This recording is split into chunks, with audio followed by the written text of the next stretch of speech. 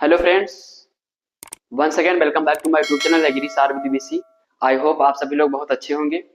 तो दोस्तों, जैसे हमने आपसे वादा किया था कि आप लोगों की सेमेस्टर एग्जाम की क्लासेस बहुत ही जल्द स्टार्ट हो जाएंगी।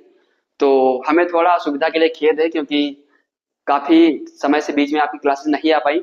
लेकिन अब हम आप लोगों का खरीफ प्रोडक्शन का जो भी खरीफ की क्रॉप्स हैं, जो कि आपके सिलेबस में इस बार दिया गया है, तो हर एक क्रॉप हम आपको टॉपिक वाइज कराएंगे, बहुत ही अच्छे से कराएंगे। तो आप लोग अच्छे से इनको नोट कर लीजिए, अपने नोट्स तैयार करते रहें।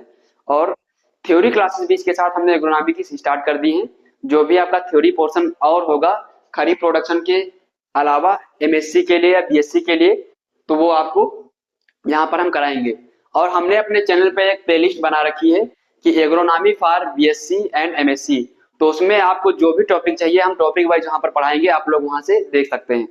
तो अब हम बात करेंगे क्रॉप प्रोडक्शन, खरीफ क्रॉप। तो पहले हम देखेंगे कि क्रॉप क्या होता है। अगर कोई भी टर्म आपका किसी भी डेफिनेशन किसी भी टॉपिक में आ रहा है, तो उस टर्म के बारे में आपको पता होना बहुत जरूरी है। कई बार लोग ऐसे ही पढ़ लेते हैं, लेकिन हर चीज का मतलब पता होता है अगर आपको, तो ज्यादा आपको सुविधा रहती है। तो सबसे पहले हम देखेंगे कि व्हाट इज क्रॉप। अगर आपसे पूछ ले फसल किसे कहेंगे, तो इसकी डेफिनेशन जो एक होती है वो आप लिख लीजिए। A group of plant, group of plants which grow for economic purpose, economic purpose। इसका मतलब हुआ कि पौधों का ऐसा समूह जिसको हम उगाते हैं किस लिए, आर्थिक उद्देश्य के लिए। ये आपकी चीज बहुत इंपॉर्टेंट है, इकोनॉमिक पर्पस होना चाहिए। पौधों का ऐसा समूह जिसको हम उगाते हैं किसके लिए, आर्थिक उद्देश्य के लिए। अगर आपका कोई, जैसे यहाँ पर आपका शुगर केन का पौधा लगा हुआ है, तो ये आपका फसल नहीं कहलाएगा। यहाँ पर जब कई सारे पौधे होंगे कि ग्रुप ऑफ प्लांट, तो ग्रुप ऑफ प्लांट, और उसको किस लिए उगाएंगे, आर्थिक उद्देश्य के लिए, जिससे हमें कुछ बेच कर उसको पैसा मिले। तो ये आपका क्रॉप कहलाती है कि पौधों का ऐसा समूह जिसको हम आर्थिक उद्देश्य के लिए उगाते हैं, ग्रो करते हैं, प्रोड्यूस करते हैं, उसे हम क्या कहते हैं, क्रॉप कहते हैं। तो ये आपकी हो गई क्रॉप की डेफिनेशन, जो कि बहुत ही सिंपल है। आप लोग अच्छे से इसे याद कर सकते हैं, लिख भी सकते हैं। और प्रोडक्शन का मतलब होता है आपका उत्पादन। बात रह गई आपकी खरीफ क्रॉप की, तो सबसे पहले हम देखेंगे खरीफ क्रॉप क्या होता है, किसे कहेंगे खरीफ क्रॉप। तो आप लोग यहाँ पर लिख लीजिए रबी, खरीफ, जायद।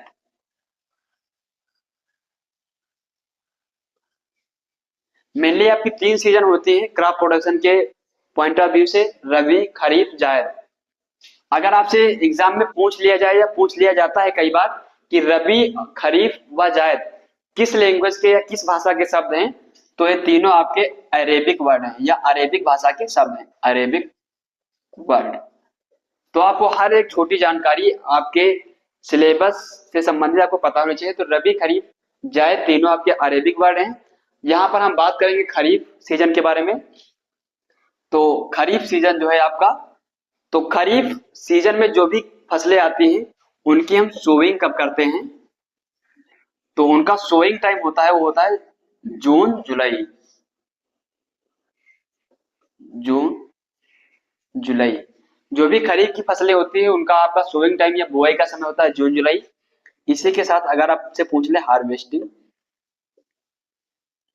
या उनकी कटाई कब करते हैं, तो हार्वेस्टिंग सितंबर अक्टूबर या कहीं कहीं अक्टूबर टू नवंबर दिया रहता है। तो ये आप लिख लीजिए, सितंबर टू अक्टूबर। तो ये आपका हो गया कि खरीफ किस वर्ड का है। तो खरीफ आपका एक अरेबिक वर्ड है, और इस खरीफ फसलों की सोइंग करते हैं जून जुलाई में, हार्वेस्टिंग करते हैं सितंबर अक्टूबर में। अगर आपसे पूछ ले कि किन्हीं पांच खरीफ फसलों के नाम बताइए, तो कई सारे हम तो अभी आपको सभी कराएंगे, लेकिन यहाँ पर एग्जांपल आप लिख लीजिए। जैसे आपका हो गया राइस, पार्ले मिलेट, मैज, इसके बाद में अरहर हो गई आपकी, वह ग्राउंड नट।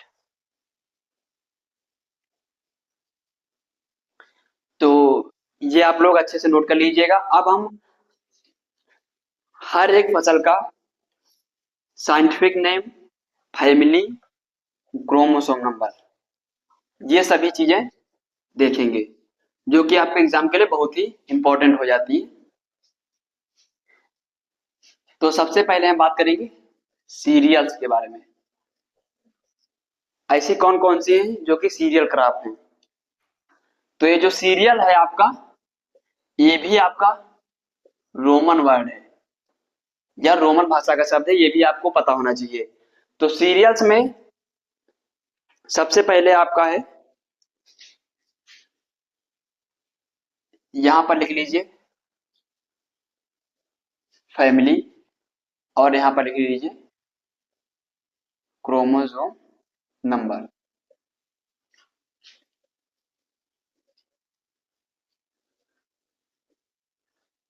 अगर आपसे पूछ ले कि सीरियल क्रॉप कौन कौन सी होती है, तो सीरियल क्रॉप्स के अंतर्गत उन क्रॉप्स को रखा गया है जिनमें आपकी कार्बोहाइड्रेट मोर देन 65% पाई जाती है। तो उन सभी फसलों को हम सीरियल्स के अंतर्गत रखते हैं मोस्ट ऑफ केसेस में। तो इसमें सबसे पहली आपकी क्रॉप जो है वो हो जाएगी आपकी राइस, इसके बाद आपकी आ जाएगी मैज, इसके बाद आपकी आ जाएगी पर्ल मिलेट, और इसके बाद आपकी आ जाएगी ज्वार। तो ये आपकी चार फसलें जो है आपके सिलेबस में दी गई हैं जो कि खरीफ से हैं। तो इनके बारे में हम देखेंगे। यहाँ पर इनके साइंटिफिक नेम की भी आप एक बना लीजिएगा।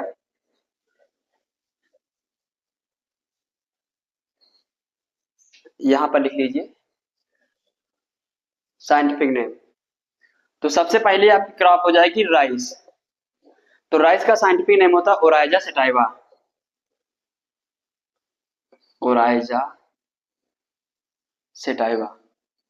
आप लोग हमेशा ध्यान रखिए, जब भी आप कोई साइंटिफिक नाम लिखें तो उसके नीचे अंडरलाइन जरूर कर दें, क्योंकि जो भी आपके साइंटिफिक नेम होते हैं वो लैटिन लैंग्वेज में होते हैं।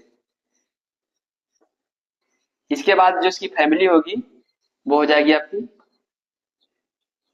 पोएसी, और क्रोमोसोम नंबर अगर आपसे पूछे तो हो जाएगा 24। इसके बाद में दूसरी फसल आपकी है मैज। सॉरी, लेटिन नहीं, इटैलिक वर्ड होते हैं, मैंने वहां पर गलत बोल दिया। तो इटैलिक वर्ड के नीचे आपका अंडरलाइन होना चाहिए, या फिर उनको टेढ़े अक्षरों में लिखा जाता है, तो इसलिए इसके नीचे अंडरलाइन करते हैं।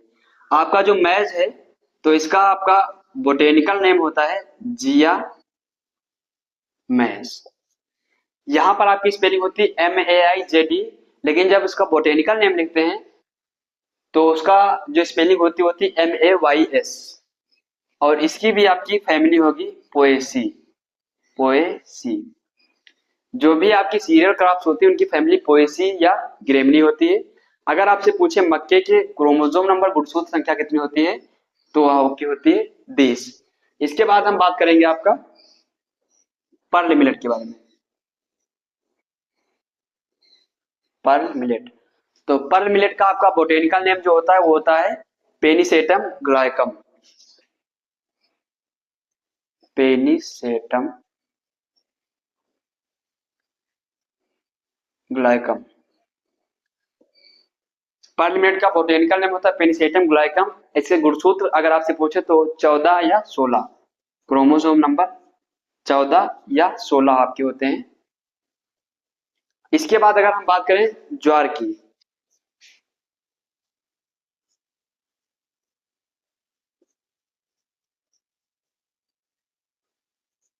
पर्ल मिलेट को बाजरा कहते हैं। इसके बाद अगर हम बात करें सोरगम की, ज्वार की, तो ज्वार का जो होता है सोरगम बाइकलर। ये आपका बोटेनिकल नेम होता है ज्वार का सोरगम बाइकलर। और इसमें अगर गुणसूत्र आपसे पूछे तो हो जाएगा 20 या 20। तो ये आप लोग वीडियो को पॉज करके आराम से नोट कर लीजिएगा।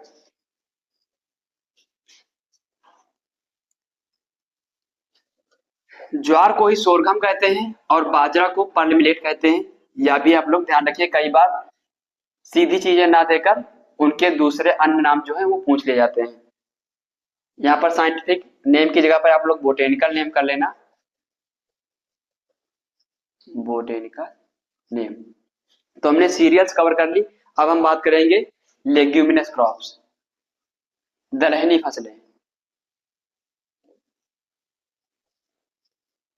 लेग्यूम क्रॉप, तो लेग्यूम क्रॉप क्या होती है? मेनली लेग्यूम क्रॉप वो होती है जिनमें कार्बोहाइड्रेट 75% से कम होती है व प्रोटीन कंटेंट ज्यादा होता है या प्रोटीन रिच होती है।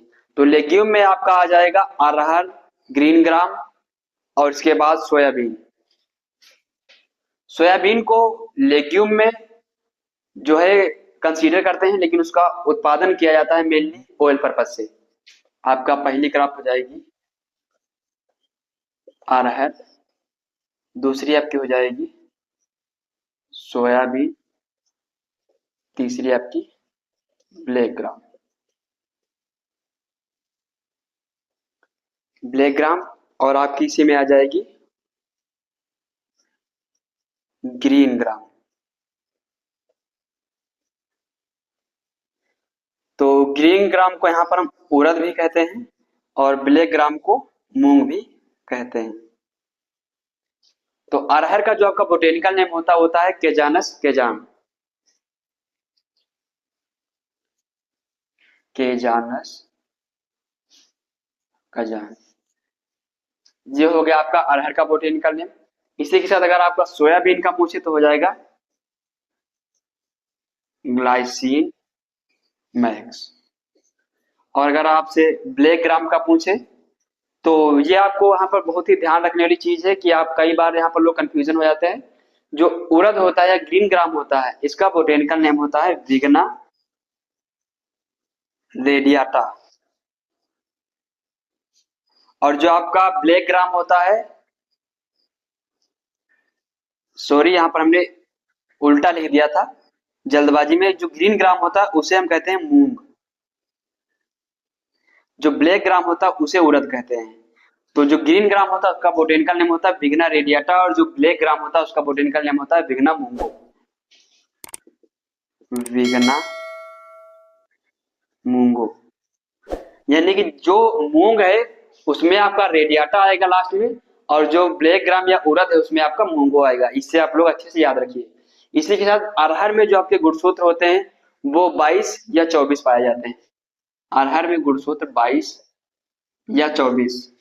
और आपके ब्लैक ग्राम या ग्रीन ग्राम में भी आपके क्रोमोसोम नंबर 22 होते हैं। लेकिन अगर हम बात करें आपसे सोयाबीन की, तो सोयाबीन में क्रोमोसोम नंबर आपके होते हैं 40 यानी कि 40। तो ये भी आप लोग वीडियो को पॉज करके अच्छे से नोट कर लीजिएगा। सॉरी 22 या 24 होते हैं।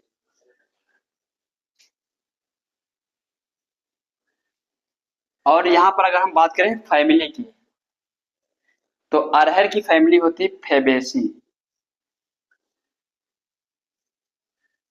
जितनी भी लेग्यूम क्रॉप्स होती हैं उन सभी की आपकी फैमिली फेबेसी होती है। फेबेसी को लेग्यूमिनेसी भी कहते हैं। और जो सीरियल्स होती है उनकी ग्रेमिनी या पोएसी होती है। तो हमने सीरियल्स कवर कर ली जो भी हमारी खरीफ क्रॉप के अंतर्गत आती हैं, जिनको हम पढ़ेंगे एक एक करके। और लेग्यूम क्रॉप कवर कर ली। अब हम बात करेंगे ऑयल सीड क्रॉप्स। ऐसी कौन कौन सी फसलें ऑयल सीड क्रॉप की हैं जो कि हमारी इसके अंतर्गत आती है? Oil seed crop. तो ऑयल सीड क्रॉप में आपका जो मोस्ट इंपॉर्टेंट है वो है ग्राउंड नट व ग्राउंड नट, जिसको मूंगफली कहते हैं। तो ग्राउंड नट का जो बोटेनिकल नेम होता है आपका होता है एरेकिस हाइपोजिया, एरेकिस हाइपोजिया। ये आपका बोटेनिकल नेम हो गया। और इसकी जो फैमिली होती है यहाँ पर लिख लीजिएगा कि ग्राउंड नट की जो फैमिली होती है वो आपकी होती है फेबेसी, फेबेसी या लेग्यूमिनेसी। और अगर क्रोमोसोम आपसे पूछे जाए कि ग्राउंड नट में क्रोमोसोम कितने होते हैं तो आपके होते हैं 40। इसी के साथ हम बात करेंगे आपका फाइबर क्रॉप का, या रेशे वाली फसलें। तो ऐसी कौन कौन सी फसलें हैं जो कि आपकी फाइबर क्रॉप के अंतर्गत आती हैं, जो खरीफ सीजन से संबंधित हैं? तो उसमें आपका हो जाएगा कॉटन, सनहैम व जूट। Cotton, सनहैम, jute. तो इन सभी के बोटेनिकल नेम देखेंगे तो कॉटन का आपका बोटेनिकल नेम होता है Gossypium species. Gossypium species, cotton का बोटेनिकल नेम होता है गोसिपियम स्पीसीज। सनहैम का आपका बोटेनिकल नेम होता है यहाँ पर क्रोटोलेरिया जेंसिया। क्रोटोलेरिया जेंसिया। और जूट का आपका बोटेनिकल नेम होता है कोर कोरक्रम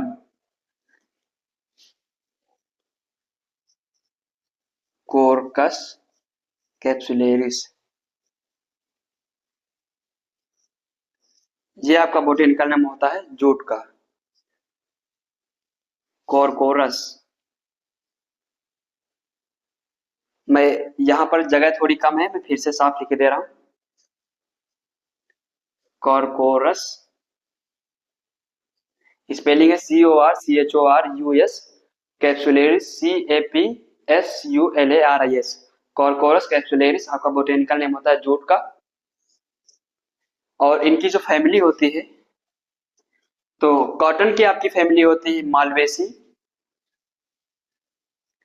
कई बार आपके कंपटीटिव एग्जाम में इनकी फैमिली पूछ ली जाती है। सनहैम की आपकी फैमिली होती है फेबेसी। और अगर हम बात करें जूट की, तो जूट की फैमिली आपकी होती है टिलिएसी। टिलिएसी। और अगर हम बात करें कॉटन में गुणसूत्र, तो कॉटन में होते हैं गुणसूत्र 14, जूट में भी गुणसूत्र संख्या 14 होते हैं। और जो आपका सनहैम है क्रोटोलेरिया जेंसिया, उसमें क्रोमोसोम नंबर होते हैं आपके 16। तो ये आपका बेसिक क्लासिफिकेशन था क्रॉप्स का, ताकि आपको एक जनरल आइडिया लग सके कि किस कैटेगरी के अंदर कौन कौन सी क्रॉप आती है। और इनके botanical name, family, chromosome number हमने आपको एक साथ लिखवा दिए, आप लोग इन्हें अच्छे से नोट करके याद कर लीजिएगा। और अब हम आपको day by day per day lecture एक क्रॉप का प्रोवाइड कराएंगे बहुत ही अच्छी तरीके से। आप लोग उसको जरूर अटेंड करिए और अपनी राय भी दीजिए। और कितना अच्छा हम आपको कराएंगे, आप लोग जब देखिए तो खुद ही पता चल जाएगा। तो कल हमारा सबसे पहला लेक्चर रहेगा क्रॉप प्रोडक्शन ऑन राइस, या धान की फसल का उत्पादन की तकनीक। तो इसी के साथ मिलते हैं नेक्स्ट वीडियो में। धन्यवाद।